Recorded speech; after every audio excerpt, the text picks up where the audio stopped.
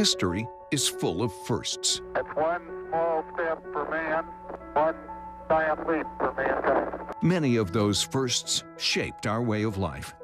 For 70 years, KPRC Channel 2 has been proud to be pioneers in shaping television and Houston history. In a state the size of Texas, I hope everyone can enjoy. Causing the storms Thursday.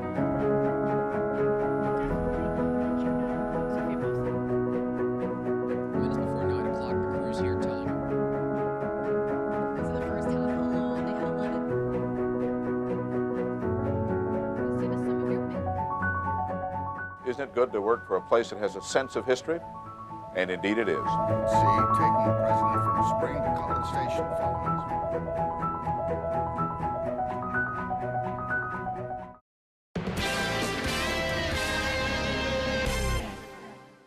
If you have something you'd like Channel 2 Investigates to check out, call the tip line at 713-223-TIPS or email investigates@click2houston.com.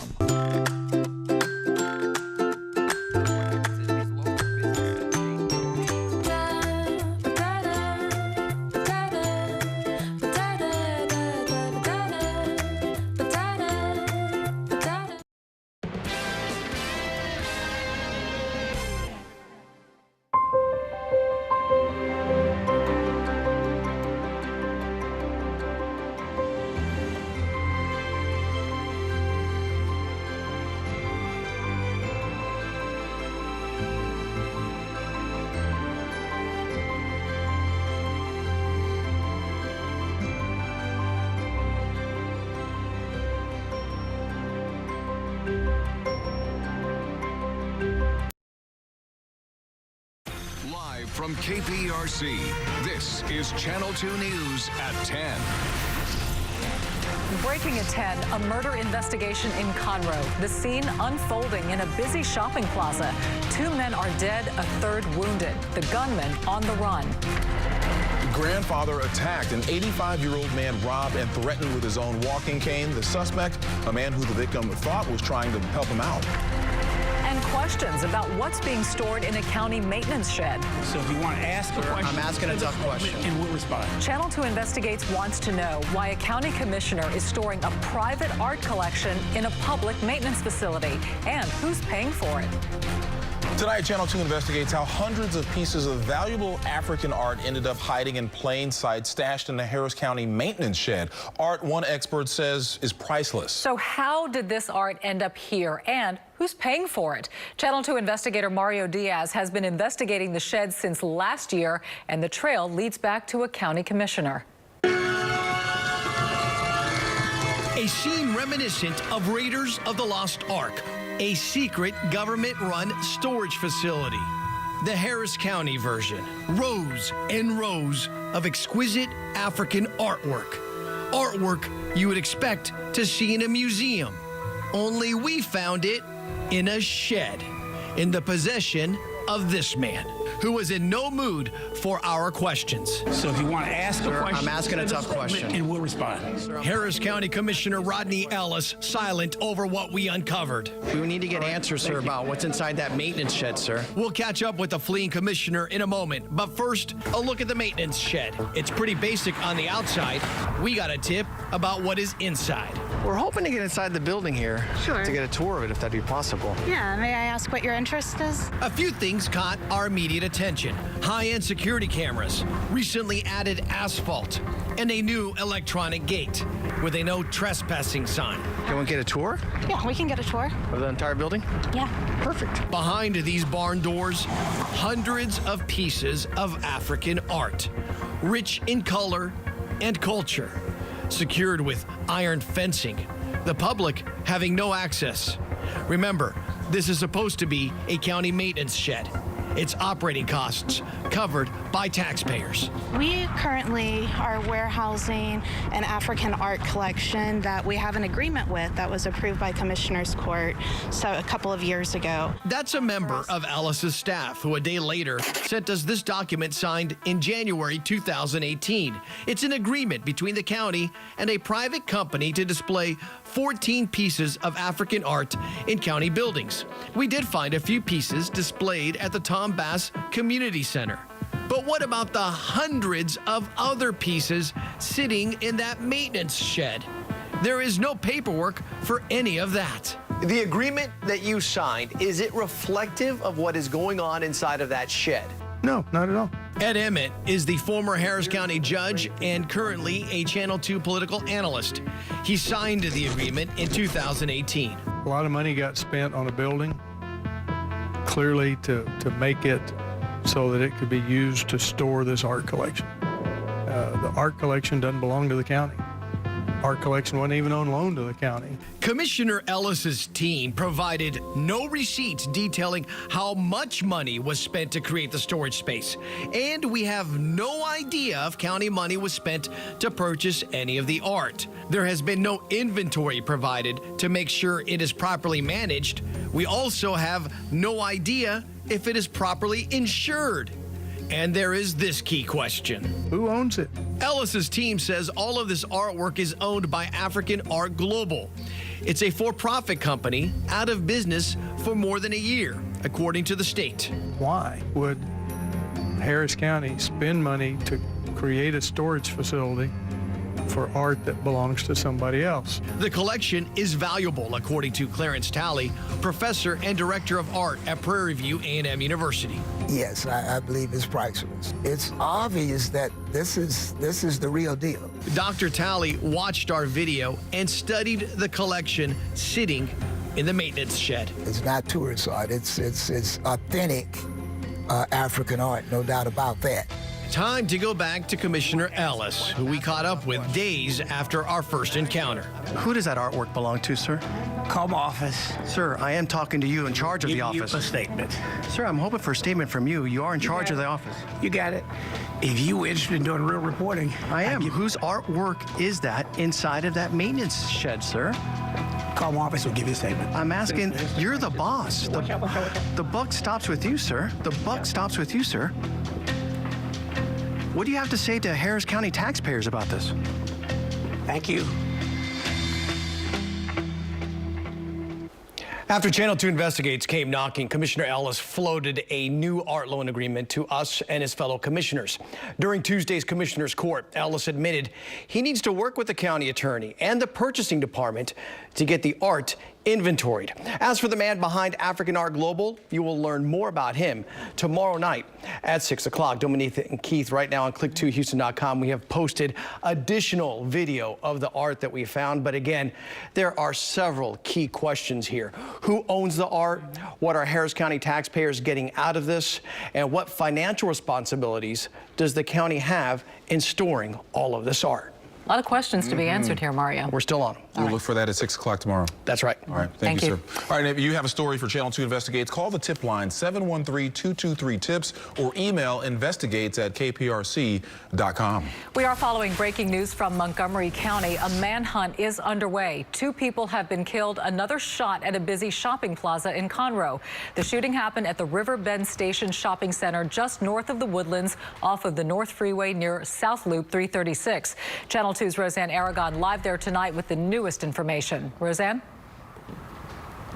That's right. I want to show you just how close the incident was to these shops and their patrons. That is where police are investigating, and just feet away are these shops that now police say their objective is to find surveillance video and talk with any witnesses to figure out what happened. Trouble in the parking lot of this strip mall near Crichton and North Freeway Service Road. These do not appear, these were not patrons of any business here. Conroe police say it was here in this once bustling lot where 3 men in their 20s were shot. 2 of them died on scene. Another is at the hospital. He was having surgical care done, so we're no longer in communication, but he is alive. The shooter or shooters are on the run. The big question is why. We're speaking with witnesses and reviewing surveillance cameras and trying to get leads right now. Now, police are asking anyone with information about this to give their dispatch a call.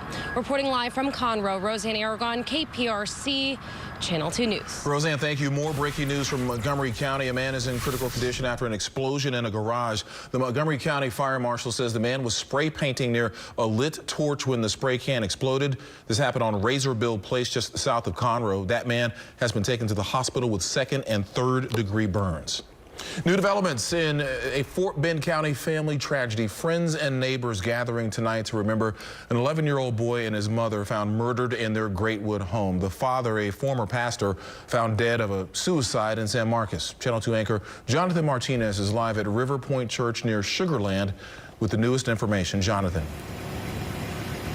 Yeah, Keith, this is a church that family regularly attended tonight. There were many in attendance, except this time they were here for the family. A day after a devastating tragedy, the community coming together in a house of worship. Everyone here trying to understand the deaths of a former pastor, his wife, and their 11-year-old son. Everybody's heart was broken, basically. I think the hugging and the loving and the crying is all part of it that we had to have. 53-year-old Richard Logan, who still attended River Point Church with his family, was found dead in San Marcos on Tuesday from an apparent self-inflicted gunshot wound, according to authorities. This is very unusual for something like this to happen. When investigators went to his Sugar Land home to inform his family of the death, they also found his wife Diana and their young son dead.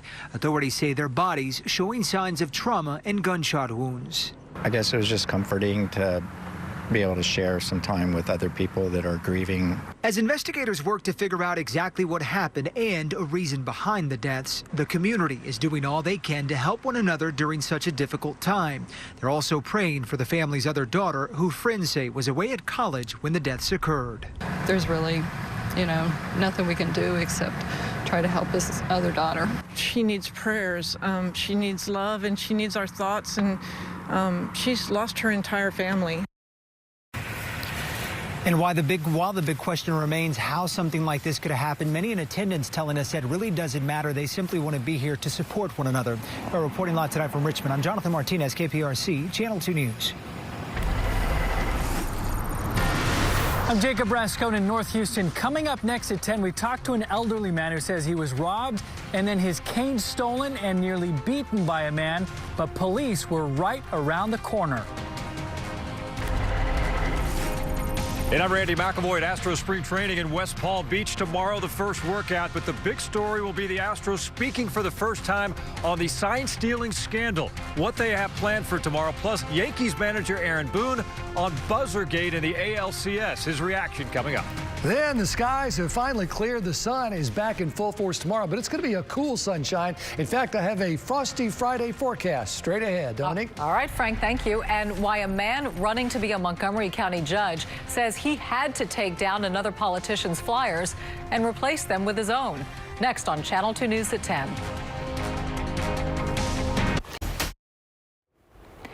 New at 10 tonight, a terrifying accident caught on camera. A surfer thrown into the air and knocked unconscious at a big wave surfing event on the coast of Portugal. The surfer was being brought back to shore by jet ski when it got caught between colliding waves, throwing the craft into the air. That surfer washed ashore where dozens of rescue staff rushed to his aid.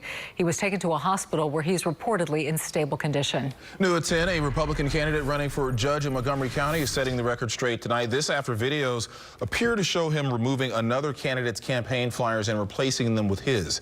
In this video, Eric Yalik removes a flyer from a door, folds it up, and puts it in his pocket before placing his own on the door. In another video, Yalik is seen removing a flyer from a porch bench. Yalik is running for the 457th district judge seat. The flyers don't even belong to his political opponent. They belong to Republican Congressman Kevin Brady. On Facebook, Yalik gave this explanation. I pulled a tattered, totally wet from rain door hanger off of a door. I'm running to be a public servant. I have no qualms about cleaning up messes or cleaning up another candidate's inadvertent mess. Brady's campaign says it's primary season and things happen. This is unrelated to Kevin and his race. New at 10 o'clock and only on 2 tonight, a man in his 80s robbed and threatened with his own cane right outside of his home. Tonight, the suspected thief is behind bars. Channel 2 anchor Jacob Rascone live with how the grandfather says this robber tricked him. Jacob? Yeah, Dominique, the 85-year-old uses a walker, but he's still able to drive. In fact, he was on the way to get his grandson, but the car would not start. That's when he said a stranger showed up offering to help, but instead he stole his cane, robbed him, and threatened to beat him. Gerald Garcia seemed nice enough at first, offering to help Jose Pulido start his car. But after he did, Garcia wanted payment. He just got out of prison and he had a hard time, and I kind of felt sorry for him, you know. So the 85-year-old gave the stranger $10 out of his wallet. But Garcia wanted more, Pulido said, and threatened to beat him with his own cane if he didn't pay up. That's when I got scared. Please don't hurt me. Because I'm an old man, I'm 85 years old. I just thought to myself, he's going to hit me for sure. Garcia, it turns out, is no stranger to police, arrested many times over the last couple of decades, including for burglary of a home. Just as Garcia grabbed Pulido's wallet and was about to hit him, he says, officers showed up and arrested him. They happened to be around the corner, and two middle school students walking home, you can see their shoes right here, saw what happened and ran to tell police. I never thought it would happen to me. The police came, they asked me, are you having trouble? Gerald Garcia? Garcia behind bars again, this time on charges of aggravated robbery of a person over 65.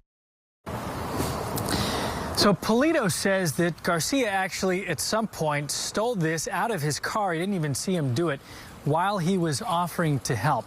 This happened on Monday, by the way, which was Pulido's 85th birthday. After it happened, he left and picked up his grandson anyway. Reporting live in North Houston, I'm Jacob Rascone, KPRC Channel 2 News. Glad he's going to be okay, Jacob. Thank you. And now here's investigator Joel Eisenbaum with a story you'll see all new tomorrow night at 10. Even just the water, that's power driven. Boy, everything runs on electricity. And a cyber attack against the power grid would shut down life as we know it. We would want to check on nursing homes, hospitals, more challenging, those people in the community who rely on medical equipment that needs to have power. We're looking at who's doing what to prevent an attack. We continually invest in trained resources and staff to make sure that we keep our electric grid safe. Cyber criminals aren't just stealing our passwords, they're aiming much higher. Can we protect our power grids from hackers? Tomorrow night at 10. Well, KPRC and Texas mattress makers are rewarding 20 remarkable students this semester with $2,500 for college. Yes, this week's winner is Ryan McDonald of Klein High School. Ryan is National Honor Society president, has served in student body government, and has competed in both varsity football and track. What doesn't he do? Keep up with our winners on click2houston.com/scholarships. Congratulations. That's awesome. Good luck for sure. Yeah. Nice. Okay. You know what else is nice? Yes. The sun. The sun. Those clear skies tonight. Yeah. You can feel that. It's already sort of cool and chilly. Yeah. Only going to get colder as we go because the winds are going to calm down as we go. Oh, your favorite. I know you love that. Oh, well. We love the sunshine. Look at some of these that came on Click2 Pins tonight. So we saw the sun tonight from Tim Surratt in the Theater District. This is in Alleyton. That's beautiful with the moss. Sunset in the sovereign nation of Snooganistan. Columbus. Okay. I think the Snoogans named their own farm. Alvin, Texas, gorgeous sunset, but also at the water. This was in Houston. Look at this one right there. Beautiful. Tiki Island. Pretty shot. And then Psycho Granny got one from Bay City. It just makes you feel better looking at it. Yes, nice. There you go. Yep. These highs today, a little deceiving. 57 at Bush, 62 in Hobby and Galveston at 68. This was early this morning, 7 o'clock before the front actually got here, then kept pretty much everyone in the 50s all day long. That's where we are right now. North-northwest winds at 3. Galveston finally dried up after about a ½ inch to 3/4 of an inch of rain. You're at 56 right now with a northwest wind at 13. So upper 40s to low 50s generally across the area. And with the dew points in the mid and upper 40s, it's not going to go down a lot. 46 to 48 degrees for an overnight low is probably as low as it's going to get for most people. The winds are calm or light, 5-6 miles an hour, so they're not bringing in a lot of strong flow of cold air, but they are moving these clouds out of here. There's the rain that was in Galveston. It's moving on out. The clouds are moving on out slowly but surely, so they're getting out of here for everybody. We'll wake up tomorrow morning to a lot of sunshine, and these are the temperatures right there in the 40s. By the time we get to tomorrow morning, 39 maybe Huntsville, but 44, 46 from Bush to downtown. And then tomorrow afternoon, only in the upper 50s to maybe 60 with plenty of sunshine. but only to 60. And then by tomorrow evening, we're in the 40s. So it's going to be a cold Thursday night, and then it's going to be chilly on Friday morning. That's the frost line there. Cleveland up toward Huntsville, College Station, Brenham, Columbus could all see a little bit of frost, which means Valentine's Day is going to start out on the cold side. Gets to 64 in the afternoon as you make that flower stop to get the flowers you forgot to get. Temperatures all in all, though, not bad. There's that front moving on out of here. High pressure's in control, continues to slide on in. That's what calms things down on Friday. So we get really calm and clear and cold for Friday morning. Then start to get a warm up toward the weekend. A little more cloud cover for Saturday. This rain on Sunday is, I think, just going to miss us. You may get a shower or two at the coast, but that's going to be about it. Power planner looks like this tomorrow morning, 46 by noon. We're at 55, 60 in the afternoon. Lots of sunshine out there for you. Pretty perfect for the haircast both tonight and tomorrow. We'll look for temperatures a little warmer as we head to Friday. 64. Mardi Gras begins. Looks like a great weekend for it Saturday. Crew of Gambrinus is going strong. Roughnecks on Sunday. Just a slight chance for that shower. I think the weekend's really going to look pretty good. And then President's Day, 20%. Goes to 40 on Tuesday and 30 on Wednesday with another front coming through. So we drop from 74 to 68. Slight chance for a shower on Thursday. And then we go into what looks like another fairly nice weekend for Mardi Gras. So if we can get two nice Mardi Gras weekends out of the deal, I've seen it a whole lot worse than Mardi Gras. True. So we'll take it if we can get it. Yep. Sunshine on the way. Hey, it's been sunny and a lot warmer where Randy McAvoy is tonight in West Palm Beach with the Astros. Outstanding weather during the day, a little cooler at night, but that is what it is, baseball weather and spring training. Astros have all checked in. Pitchers, catchers work out tomorrow, but they've got some business to address early tomorrow morning when they get here. Of course, the Astros players are going to talk for the first time tomorrow on the sign-stealing scandal and the respect they've lost in this game from their counterparts. We'll get you ready for that. Also, take you over to Yates High School. Head coach Greg Wise's Lions scoring their way to a national record. Their story coming up next. Hey guys, Ryan Seacrest is my guest tonight. Plus, we have Zoe Kravitz, music from Jack Harlow, and a new classroom instruments with Janet Jackson. The Tonight Show starts in just a few minutes. Now for the Xfinity Sports Desk. Hi, everybody. Hello from West Palm Beach. Astros pitchers and catchers get to work tomorrow, but that's the side story. Top priority, these Astros players weighing in on the sign-stealing scandal for the very first time. We've been waiting well over a month to hear their reaction to this. Roll some of the video from today. Kind of quiet around the facility now for those that hadn't checked in, but most were here for a day or so. Media only able to shoot very little of the arrivals today, and no interviews were allowed by the team. All that, though, will change tomorrow morning. Let's take a look at how tomorrow shakes up now. It's going to start with a 9:30 a.m. Eastern Time news conference with owner Jim Crane, manager Dusty Baker, and select players to talk about this cheating scandal. An 11 a.m. workout will follow, the first for the team. Now, today at Yankees camp in Tampa, Aaron Boone was asked, does he believe the Astros hitters used buzzers to get an advantage in the ALCS? Here's what he said. Are you fully convinced that the Astros were not using any sort of devices in last year's ALCS? No. I mean that's certainly one of those great unknowns, and certainly, I've spent time, as I'm sure a lot of people have, wondering all the things that could have potentially been going on. And tonight, former manager A.J. Hinch has denied any knowledge of use of buzzers in the ALCS. All right, powerhouse Yates Lions at it again. They're winning big and scoring in record numbers, a national record indeed. Here's Ari Alexander.